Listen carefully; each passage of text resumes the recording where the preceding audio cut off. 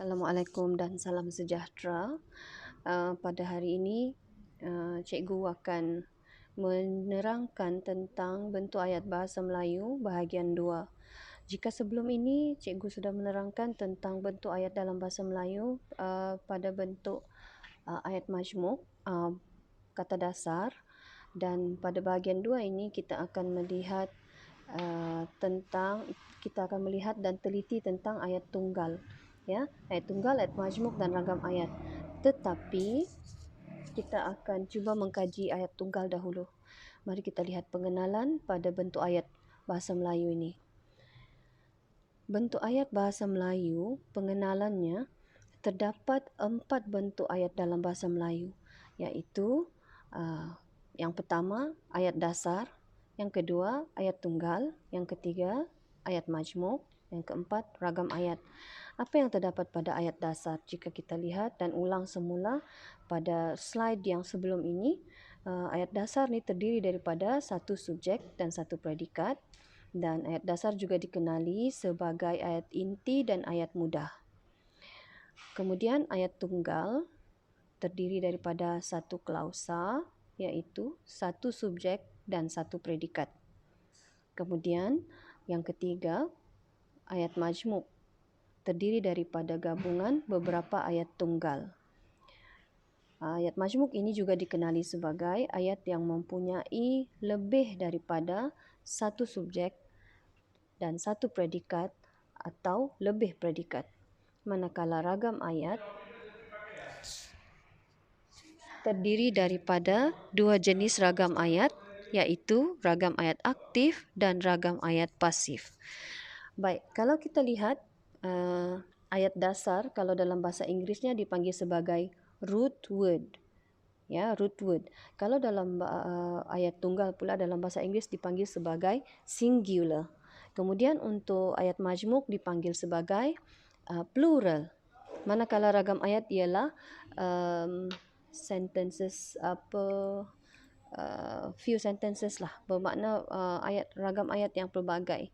Kemudian untuk bahagian bentuk ayat dalam bahasa Melayu kali ini, cikgu akan memberi fokus kepada ayat tunggal, ya. Kita lihat ayat tunggal.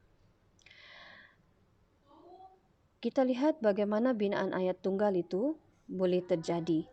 Yang pertama, ayat tunggal ini mempunyai satu klausa sahaja, iaitu satu subjek dan satu predikat. Ya. Kemudian binaan ayat tunggal ini juga boleh dilengkapi dengan keterangan subjek atau keterangan predikat. Yang ketiga, binaan ayat tunggal ini terdiri daripada ayat penyata, ayat tanya, ayat seruan dan ayat perintah. Yang keempat, ayat tunggal ini mempunyai dua bentuk, iaitu ayat susunan biasa dan ayat susunan songsang. Kemudian pada dua bentuk ayat ini, ayat susunan biasa dan ayat susunan songsang ini, pada ayat susunan songsang ni terdapat dua bentuk pula, dibahagikan kepada pendepanan seluruh predikat dan ayat songsang pendepanan sebahagian predikat. Jadi ini adalah susunan binaan ayat tunggal. Seterusnya, kita lihat bagaimana binaan ayat tunggal yang dikenali sebagai ayat yang mempunyai satu klausa sahaja, iaitu satu subjek dan satu predikat. Di bawah binaan ayat tunggal ini terdapat dua binaan, iaitu binaan subjek dan binaan predikat. Jadi, kita lihat dahulu binaan subjek pada ayat tunggal.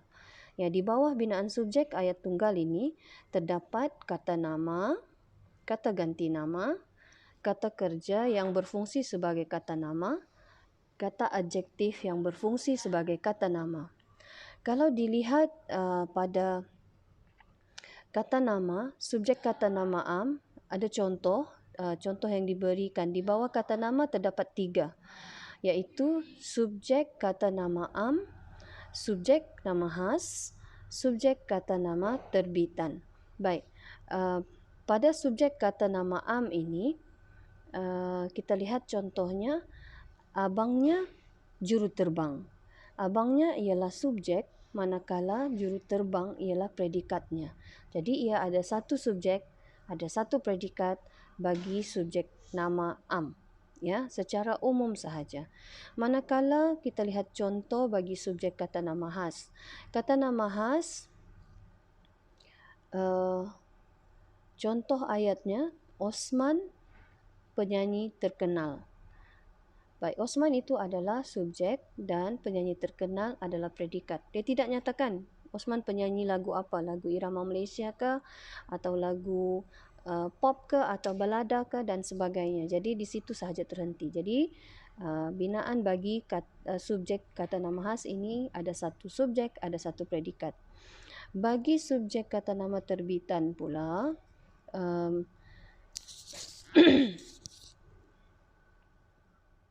kesilapan itu satu pengalaman. Kesilapan itu ialah subjek dan satu pengalaman ialah predikat. Mengapa ia berada di bawah kata nama terbitan? Kerana kata kesilapan itu, kata dasarnya ialah silap. Apabila diberi imbuhan apitan ke dan an, dia menjadi kesilapan. Dan silap, kata dasar silap akan membawa maksud yang lain apabila diberi imbuhan ke dan an, iaitu kesilapan. Kemudian kita lihat kata ganti nama. Binaan subjek di bawah kata ganti nama. Subjek kata ganti nama, subjek bagi kata ganti nama orang ialah contoh, ya, saya guru. Kenapa dia di bawah kata ganti nama orang? Saya subjek dan guru predikat. Dia tidak nyatakan dia itu guru subjek apa, bahasa Melayu, bahasa Inggeris atau sebagainya. Jadi ada satu subjek, ada satu predikat, tetapi di bawah kata ganti nama orang, iaitu saya, kami, awak, dia, beliau. Di situ adalah binaan subjek bagi kata ganti nama. Kemudian binaan subjek bagi kata ganti nama tunjuk. Ya, kena kenal pasti kata ganti nama tunjuk itu dan ini. Ya, ini pendapat yang bernas. Contoh, ini ialah subjek, pendapat yang bernas ialah predikat. Manakala itu tuduhan yang melampau. Itu adalah subjek dan tuduhan yang melampau ialah predikat bagi kata ganti nama tunjuk itu dan ini. Bagi kata ganti nama subjek bagi kata ganti nama tunjuk tempat, mestilah didahului dengan kata ganti nama tunjuk tempat sini, situ, sana. Ya. Sini perhentian bas yang baharu. Sini ialah subjeknya. Jadi ada satu subjek, ada satu predikat sahaja. Bagi binaan subjek kata kerja yang berfungsi sebagai kata nama pula, kita lihat di bawahnya terdapat satu subjek kata kerja, iaitu melukis menjadi kegemarannya. Melukis ialah subjek, menjadi kegemarannya ialah predikat. Maknanya di bawah kata kerja yang berfungsi sebagai kata nama. Maknanya kata kerjanya menjadi kata nama, diletakkan di hadapan ayat, ya, diletakkan sebagai subjek. Melukis ialah subjeknya, ya. Melukis menjadi kegemarannya. Baik, kemudian kita lihat binaan subjek bagi kata adjektif yang berfungsi sebagai kata nama.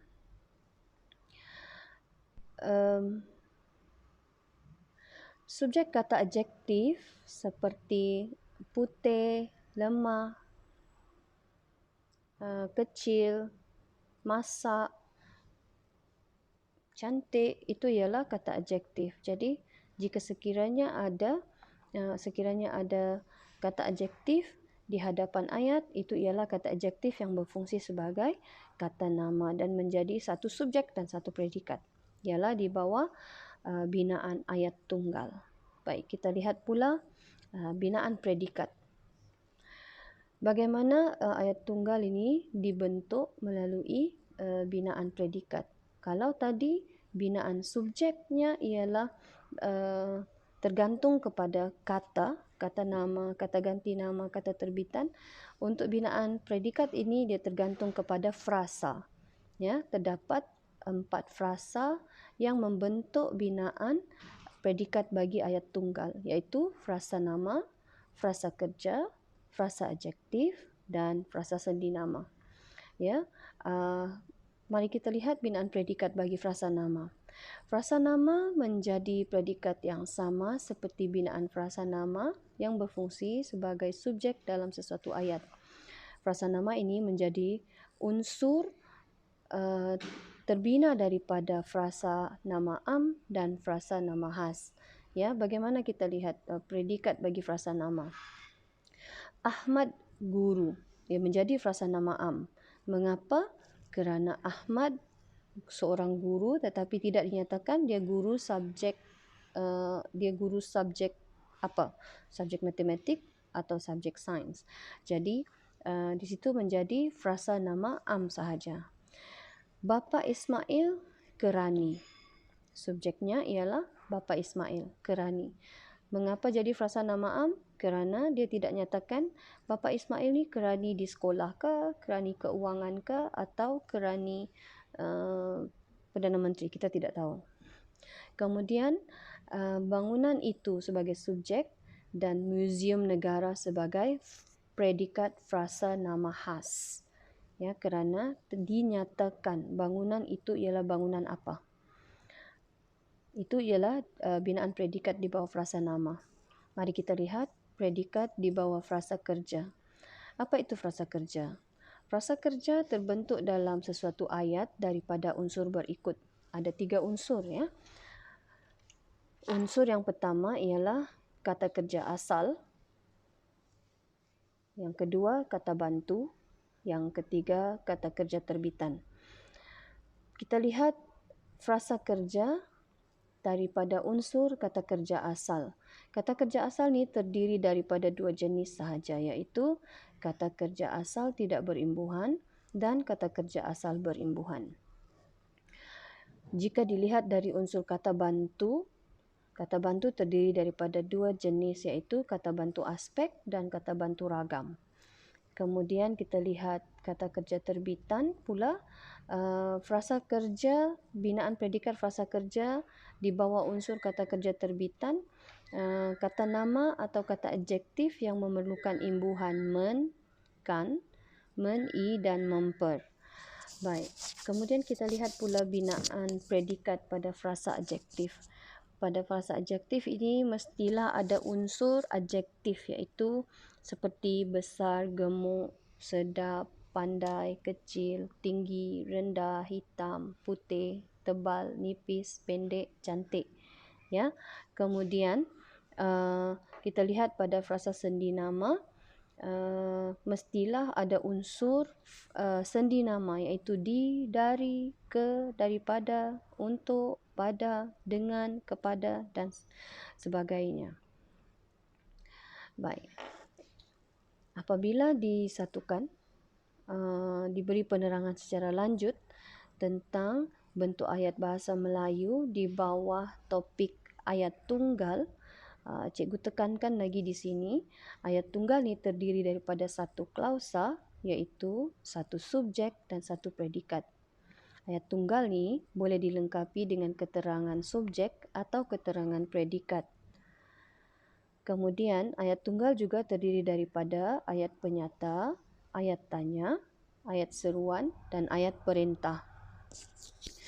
Kemudian pada ayat tunggal ini terdapat 2 susunan, iaitu susunan biasa, iaitu subjek di hadapan dan predikat di belakang. Kemudian bentuk susunan yang kedua ialah ayat susunan songsang, iaitu predikat di hadapan dan subjek di belakang. Baik, kita lihat bentuk susunan ayat tunggal. Perbezaan antara susunan ayat biasa dan ayat susunan songsang. Ya, ayat susunan biasa yang mempunyai subjek di hadapan dan predikat di belakang. Contohnya, wanita itu usahawan berjaya.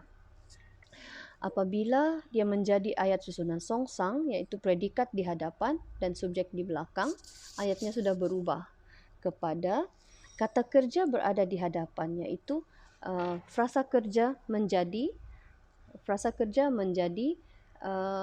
subjek.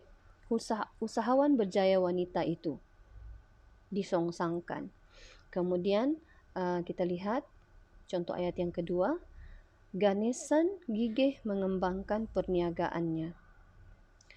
Gigih Ganesan mengembangkan perniagaannya pada ayat susunan songsang.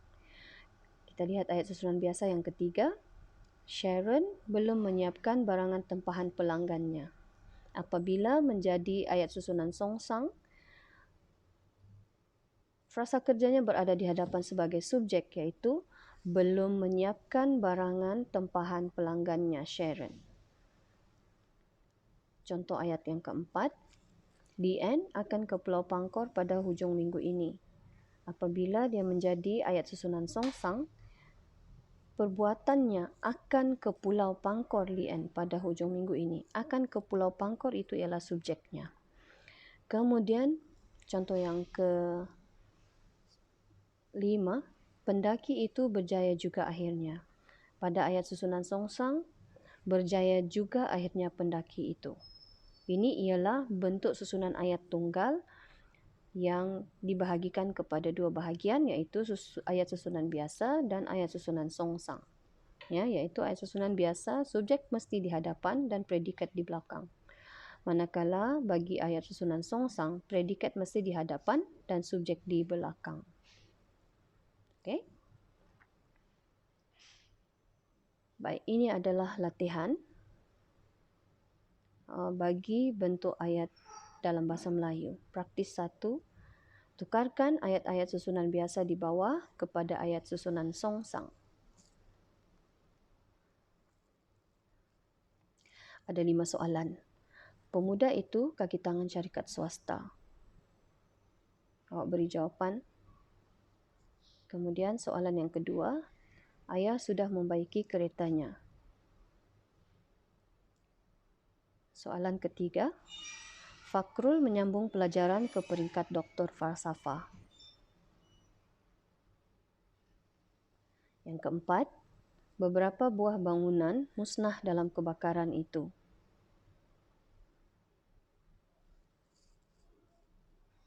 Soalan kelima, guru itu telah memenangi hadiah pertama.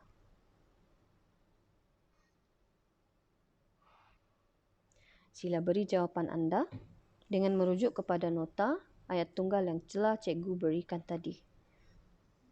Baik. Sekian sahaja. Selamat belajar. Semoga kita berjumpa lagi pada topik yang akan datang. Kita akan sambung untuk topik ayat majmuk pula. Jumpa lagi. Assalamualaikum dan salam sejahtera.